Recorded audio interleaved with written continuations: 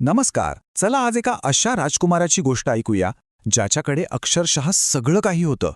म्हणजे विचार करा, सत्ता, संपत्ती, ऐश्वर्य कशाचीही कमी नव्हती, पण तरीही त्याने हे सगळं सोडून दिलं. पण मग प्रश्न उरतोच की असं का?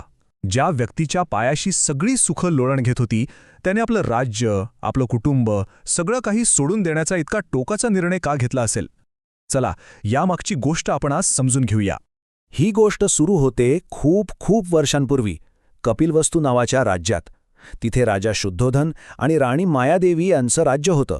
सगळं कसं अगदी छान, सुखी आणि समाधानी चाललं होतं. आणि मग एके रात्री काहीतरी विलक्षण घडलं. राणी मायादेवींना एक अद्भुत स्वप्न पडलं. त्यांनी पाहिलं की एक तेजस्वी, दैवी पांढरा हत्ती त्यांच्या गर्भात प्रवेश करतोय. अर्थातच दरबारातले सगळे पंडित कामाला लागले आणि त्यांनी या स्वप्नाचा अर्थ लावला की राणी एका अद्वितीय बालकाला जन्म देणार आहे. आणि मग जेव्हा त्या बाळाचा जन्म झाला ना, तेव्हा असेत नावाचे एक महान ऋषी राजमहालात आले. त्यांनी त्या लहानग्याकडे पाहिलं आणि एक अशी भविष्यवाणी केली ज्याने सगळ्यांनाच विचारत पाडलं. ते म्हणाले, हे बाळ मोठं होऊन दोनपैकी एक गोष्ट नक्की बनेल. एकतर तो संपूर्ण जगावर राज्य करणारा चक्रवर्ती सम्राट होईल किंवा जगाला दुःखातून मुक्तीचा मार्ग दाखवणारा बुद्ध होईल. म्हणजे बघा, दोन टोकाचे रस्ते होते. एक होता सत्तेचा, राज्याचा, तर दुसरा होता ज्ञानाचा आणि मुक्तीचा. आणि हीच भविष्यवाणी राजा शुद्धोधन यांच्यासाठी सगळ्यात मोठ्या चिंतेचं कारण बनली.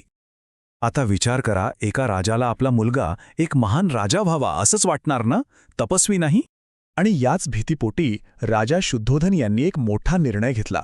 आपल्या मुलाच्या मनात कधीही त्या दुसऱ्या मार्गाचा म्हणजे वैराग्याचा विचार येऊ नये म्हणून त्यांनी ठरवलं की त्याला जगातील दुःखापासून, वेदनेपासून पूर्णपणे लांब ठेवायचं.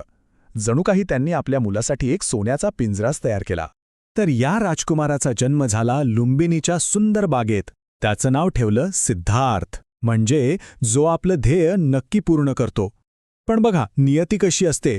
जन्मानंतर फक्त 7च दिवसात त्याच्या आई राणी माया यांचं निधन झालं. त्यामुळे त्याचं सगळं पालनपोषण त्याच्या मावशीने प्रजापती गौतमी यांनी अगदी पोटच्या मुलासारखं केलं. आता राजाने मुलाला दुःखापासून दूर ठेवायचं ठरवलं, तर मग ऐशारामात काय कमी असणार? कल्पना करा, त्याच्यासाठी प्रत्येक ऋतूनुसार वेगळा महाल बांधला होता. उन्हाळ्यात राहायला वेगळा महाल, थंडीसाठी वेगळा आणि पावसाळ्यात तर तिसराच महाल. हे सगळं करण्यामागे राजाचा हेतू अगदी स्पष्ट होता.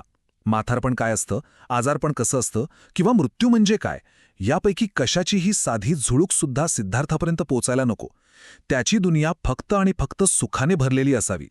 पण म्हणतात ना, सत्य फार काळ लपून राहत नाही.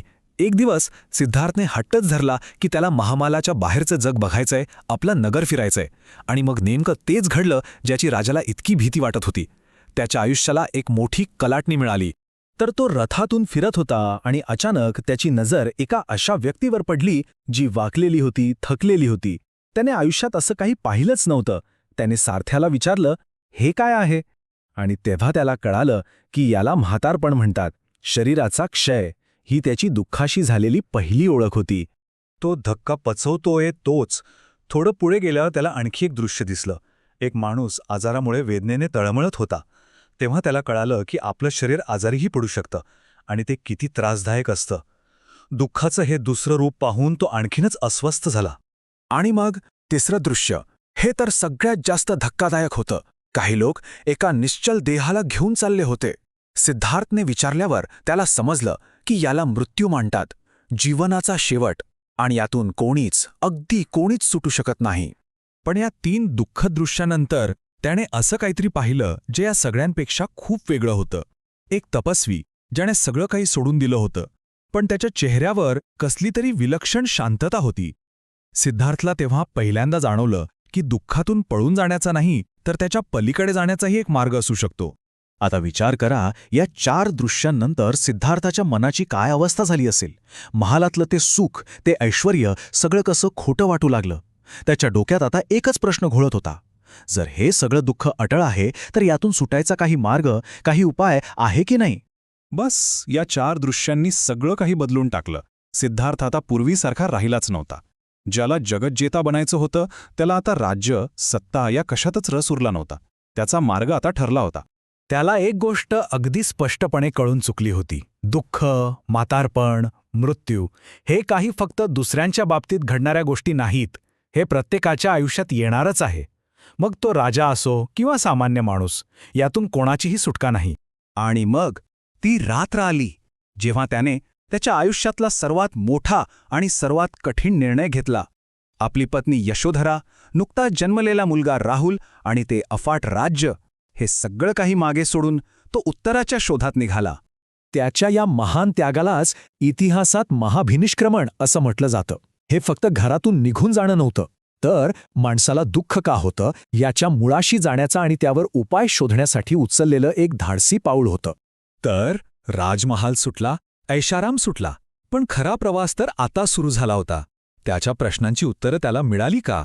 या ज्ञानाच्या शोधात पुढे काय झालं असेल, हा एक विचार करण्यासारखा प्रश्न आहे, नाही का?